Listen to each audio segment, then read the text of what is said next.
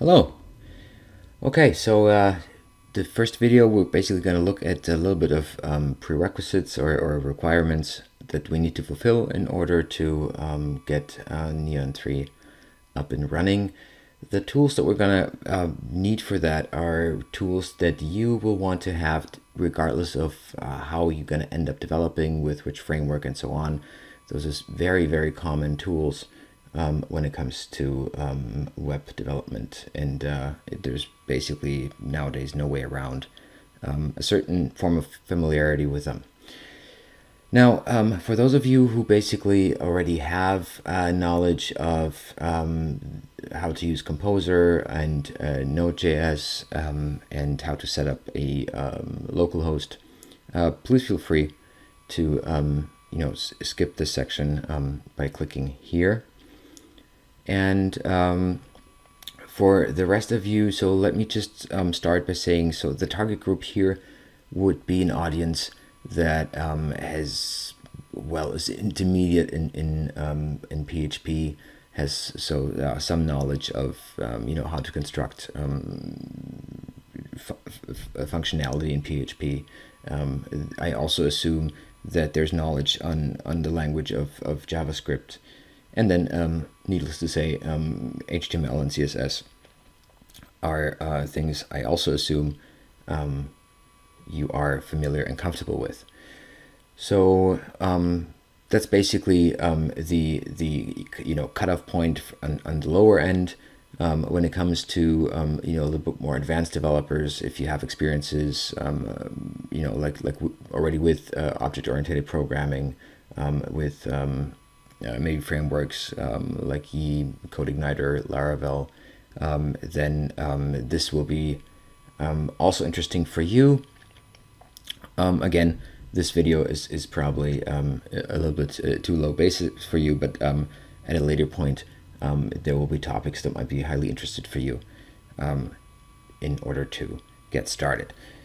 So the general setup I'm gonna kind of try out here is you're going to see my editor on the left side. So I'm using PHP Storm for multiple reasons. It's by far my favorite IDE, but especially for the videos, it is nice because I can have a terminal and then later on the databases directly all in one interface, while we're going to look at a little preview here on the right side for the browser output if that is necessary. So what I'm not going to be using, I want to also use tools that provide the most interfaces for now. So later on, you might explore like a little bit more lean development platforms. You might have certain things that you want to adapt to, and using Nginx rather than Apache, and all kinds of different setups. What I want to use for this video series is the XAMPP for on a Windows machine, XAMPP for Windows. The minimum requirement is PHP 7, so we're good with the current version here. And we are probably also going to use just a built-in PHP MyAdmin, to visualize our tables, just because everybody's familiar with it. I know that there are 1,000 tools out there that are normally a little bit more. No, let's not. That's an opinion, right? But so PHP MyAdmin, it will do its job. It's very visual, and the Apache is very easy for us to adapt to our system. So that's what we're going to use, and that's the first thing I want you to install. So depending on, this automatically. Basically connecting me to Windows, but depending on your platform, you might have different possibilities here. Let me quickly open up the, hold on. Yeah, let me pull this over to the screen. So as you can see, I already have this running, and this is what you're going to look at. And during the installation, you can see those are both running. During the installation, you have the possibility to decide where this server is going to be set up. And you also see that currently in my editor I'm directly in the folder htdocs of this directory, so I'm more or less directly into the public folder of a web server if you want so. So that's what you want to get set up. There are a couple of known issues. Please feel free to Google. You know, like port 80 sometimes you know has a problem with certain versions of Skype. I think is one of the main components, and so there could be a couple of problems. And if you have administrator access to your machine, I would also recommend installing, running it as an administrator, and then using it as a service. That'll make things easier because then simply your XAMPP is already running. I will not go into PHP Storm too much. That'd be a topic of itself, but you can basically hook up the PHP executable here and do a lot of operations. We will also I have Xdebug installed. We will not be using that, but you will see it from the output if you're familiar with it, and how that works. And but we will not need it as you know, for the purposes of this tutorial. Composer, that is basically a package manager. So there are, you know, two possibilities. Either you know what a package manager is or you don't. If you don't worry at this moment. It basically will create a couple of things for you that are easier explained when we start working with it. And Node is something you probably heard of. It is basically the hyped and rightfully so server-side implementation of JavaScript. And what you will basically you get the installer options here. You know, like again, I'm running on Windows, so I'm going to install this, and this already ships with npm. So what we see here, that is the package manager on the JavaScript side. So again, Composer, the package manager for PHP, and npm, the package manager for Node modules. So common issues here would be that your path variable wouldn't be set up correctly. That's something you can make sure. So basically, after you're done installing all of those, the first thing you want to do is probably say, let's check. So first thing we want to check is Composer. So Composer it's a little bit unusual. It's a capital V. Be careful of that. And then you see, okay, Composer's running, and my version's, I think, already a little bit outdated, but that'll be fine. And then we're gonna run node v, and I've got version 10.15.3. See, even the newest one, great. And then I'm going to do npm v, and I see I have 6.4.1. So that's cool. That means nothing changed recently. So I'm pretty good on that. So, and then we're going to start with the actual implementation of neoan3. So as you can see, I'm directly in the folder that I created for this purpose. And this is maybe something that other CLIs, or let's jump into it and see what I mean. So you can basically create this. I already did this by, in that case, created a new project, but of course you can simply create a new folder and start typing away. If you're not using a an IDE that is capable of running a terminal, so in Windows that would be CMD, and depending on your system, you have different possibilities to run a terminal. And so now I'm assuming Windows, just to keep everything in line here. So what we want to do is we want to install our first Node module, and so that's going to be with Node Package Manager. So what we're going to install now, we want to basically keep forever and use across different projects. So we're going to add this flag G, which means global, and then we're going to say neoan3 CLI. Going to run that. Oh, yeah, that makes sense. Also, what are we going to do? We're going to install it. Oops, it's -CLI.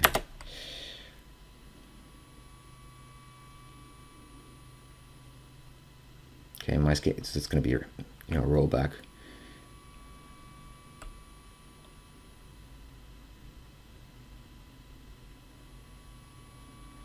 Okay, so let's see if that worked.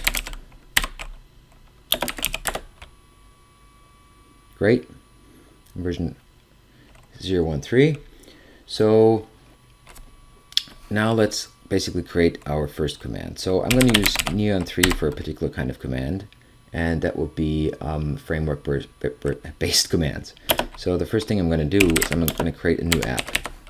So the last parameter I'm going to add is the parameter of the location I want the htaccess file to route into. So in my case, I'm already in this folder. So what I'm going to do is I'm going to say neoan3, right? Because I will get directly the output.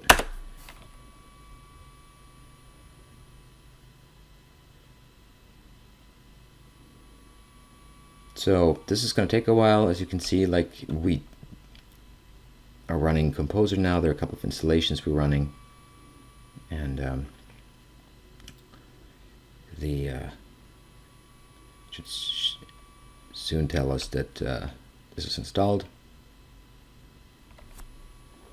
Also depends on your internet connection, of course. Here we go.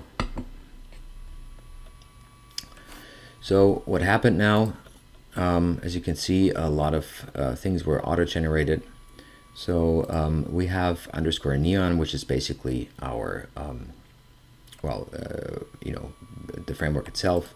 Asset, I think that's self-explanatory. Components is something we're going to talk about in detail. And I should have, okay, this folder was already used for something else. That's fine. Frames are basically the setup of particular configurations. We're going to jump into that later. Models. If you are familiar with a model view controller, then this would exactly be what you think a model would be. Vendor, if you are, is a folder that already installs third-party applications. So this is the folder that Composer generated for us. That's something we haven't noticed now, but the neoan3 command also executed Composer and installed the components we need. So there are a couple of those in here, and it generates an autoload file. So in that case, we installed neoan3 apps. That is fine. So the first thing we want to do is we have two possibilities basically from this moment on. We can basically say, let's try this out and say we want to run a PHP command, which again I've installed as an executable, and I'm going to say, well, how does this work again? Like this, localhost 8080, and we're going to serve neon server.php. I'm going to show this basically, so if you follow along, it's most likely you shouldn't do this. I'm going to show this for the simple reason that right now we're going to jump into htaccess and the regular Apache setup and so on. I just want to tell you that there are such things as router scripts, and we can use this with Nginx and all kinds of different setups. So I'm more or less just going to do this for a very simple reason that I can verify that this is running. And that's all I want to get out of this. So again, this is nothing you need to do. What you need to do is you now have to navigate to your local host. So again, I'm already in XAMPP htdocs neoan3, so the only thing I really need to do in order to use the Apache is neoan3. There it is. And of course the output doesn't change because it's running exactly the same thing. So what is the big difference to other frameworks and how they're served? As you can see, there's no build folder here, no public folder or anything like that. So we're always running live, and if we want to solidify things and make things faster for production, we're going to use a caching system. So the the regular mode is the developer mode, if you want so. So the logical conclusion out of that is that we're not compiling, we're also not compiling JavaScript. And that's a little bit the magic of it. But let's basically see what we want to do here as to end this video. So we are looking into the default controller, and we can see demo is the component that is basically started. So this would be this one. I look into the components, and unfortunately there's a puck file. I should have chosen a different one. Hope it's not going to ask me to do this, but that's fine. I'm going to directly write in the view for now. So, and I'm going to say, actually let me quickly, hold on. Hopefully reformat this a little bit here and say my first neoan3 project. Okay. Oh, it did it right. Yep. Okay.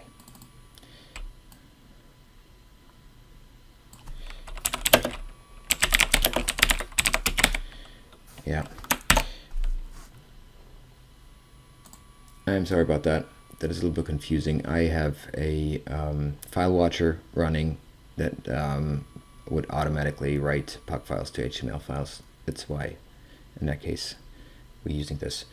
So, but you can see this is the direct output, and we are going to end this first video now and going to jump over to basically the question of you know, how routing works and how to, you know, like how the structure is set up from the beginning.